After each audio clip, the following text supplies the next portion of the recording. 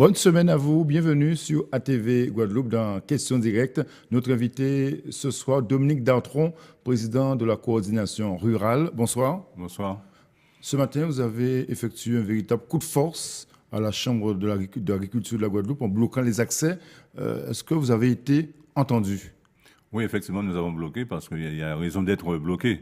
Parce qu'il ne faut pas oublier que notre revendication première, c'était l'aide d'urgence. Oui. Et nous étions en attente, les agriculteurs en particulier, étaient en attente dont nous avons décidé de faire une coup de force pour pouvoir avoir une réponse du président. Donc, depuis le passage de l'ouragan Maria, l'aide d'urgence n'avait pas encore été versée justement à vos mandants.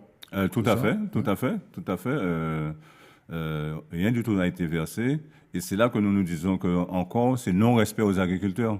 Non-respect pourquoi? Mais comment vous l'expliquez ça? C'est la Chambre qui a bloqué ce financement? Mais la Chambre nous dit que depuis le mois de décembre, l'argent a été est arrivé sur son compte.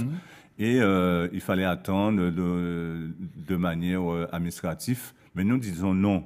Parce que s'il était bien organisé, s'il y avait une mesure de crise qui a été mise en place par la Chambre d'agriculture, je ne pense pas que mais les délais ont été un peu plus longs.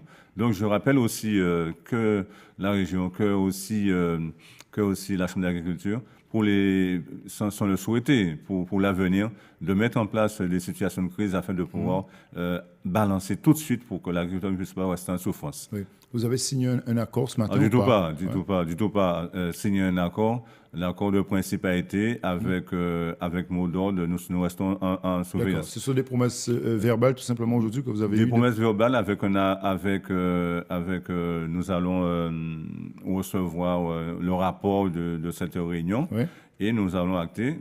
Tout d'abord, nous disons aussi que le président Célin de mettre en place une rapidité pour les agriculteurs et nous l'avons demandé pourquoi autant de retard. Oui. Voilà. Il y a vraiment une urgence pour les agriculteurs aujourd'hui qui ont été touchés par l'ouragan Maria. Tous les secteurs ont été touchés? Tous les secteurs. Et il ne faut pas oublier que maraîchage, banane, mais banane, c'est beaucoup plus organisé. Ils sont déjà beaucoup plus avancés que nous. Aujourd'hui, il faut reconnaître qu'il n'y a plus de fonds de roulement. Oui. Alors là, aujourd'hui, nous faisons quoi? Oui. Alors, les éleveurs étaient également à vos côtés ce matin. Les éleveurs aussi réclament leur subvention. Là aussi, ça a été un désastre aussi après l'ouragan. Donc, les éleveurs, c'est plutôt la partie sanitaire qui a été promis par le président Célin, de mettre en place certaines structures pour eux, parce qu'il ne faut pas oublier que la filière bovine en chute. Oui. Nous étions à 65 000, nous passons à 38 000 sur 10 années. Je pense que il faut s'amener à la réflexion. Et emmener un bateau, c'est tout à fait normal qu'aujourd'hui, il fallait bloquer la Chambre. Oui. Ils ont bloqué la Chambre, mais il fallait répondre à la question. La question, c'est pourquoi nous n'avons pas encore mis en place une structure. Parce qu'il ne faut pas oublier aussi qu'il y avait une structure qui s'appelait la GDS, Groupement de Défense Sanitaire, qui a eu une situation financière vraiment catastrophique. Alors, les décisions juridiques vont tomber. Il faut trouver une structure rapide pour pouvoir mettre en place pour sauver les bovins qui sont là. D'accord. Alors, comment peut-on un peu évaluer aujourd'hui les subventions que vous réclamez? C'est combien d'argent en gros? Alors, les subventions pour les agriculteurs hors filière. Oui. Hors filière, c'est-à-dire que les gens qui ne sont pas en SICA et les agriculteurs qui sont hors filière, 1,2 million d'euros, oui. Qui a été transmis à la Chambre d'agriculture pour pouvoir dispatcher pour les agriculteurs qui sont hors filière. Oui. On le ressent sur le marché quand même. Au niveau du maraîchage, il manque beaucoup de produits aujourd'hui encore.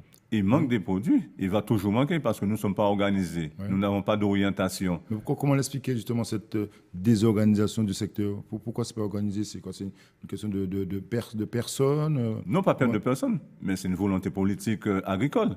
Parce qu'il n'y a pas de politique agricole. Comment on peut mettre une planning de développement en place? Non, je dis que bon. C'est compliqué.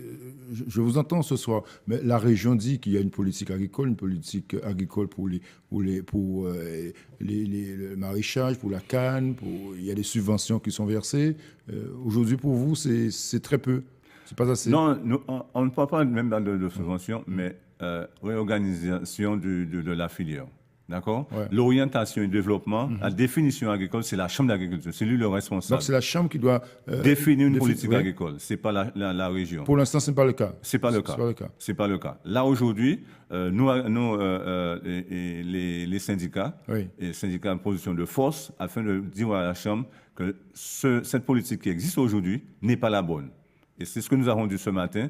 Nous avons mis en place dans l'urgence un comité de pilotage assez rapidement pour les éleveurs, afin de trouver des solutions rapides au niveau du sanitaire. Mais ça tombe bien, puisque vous êtes à moins d'1 an de nouvelles élections à la Chambre. Bien sûr. Donc c'est l'occasion de vous faire entendre, c'est ça? On se fait entendre, déjà on se faisait entendre, on va continuer à nous entendre et on va toujours passer à nos mouvements, ça c'est clair. Dominique Datron, il faut changer la présidence de la Chambre d'agriculture aujourd'hui? Déjà il faut notre gouvernance. Oui.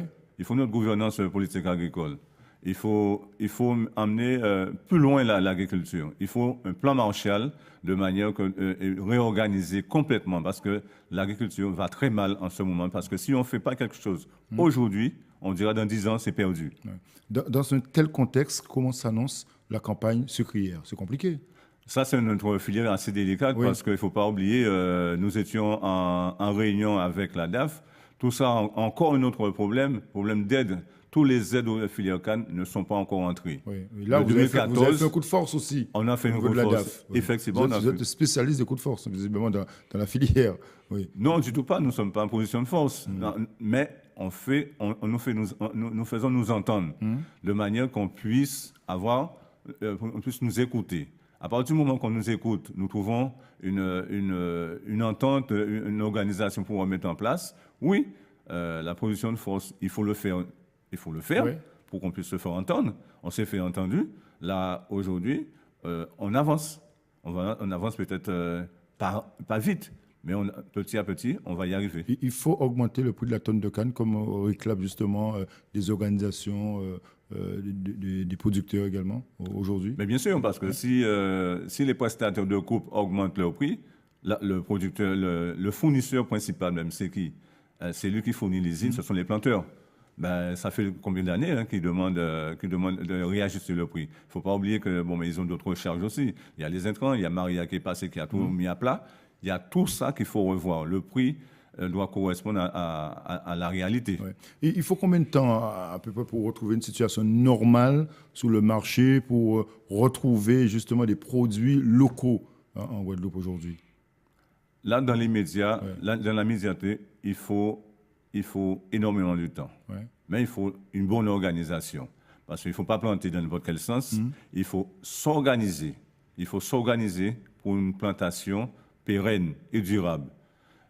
Déjà partir sur quel produit qui manque, faire un inventaire là-dessus, de manière qu'on puisse dire, voilà, et quel secteur qui peut nous donner ces produits correctement et pour donner aux consommateurs un produit correct. Parfait. Donc après les promesses de ce matin, vous restez vigilants. Nous restons très vigilants et il y en aura d'autres encore. Merci beaucoup Dominique Datron d'être venu ce soir dans Question Directe. Merci à vous de nous avoir suivis sur ATV. L'info continue sur votre télé.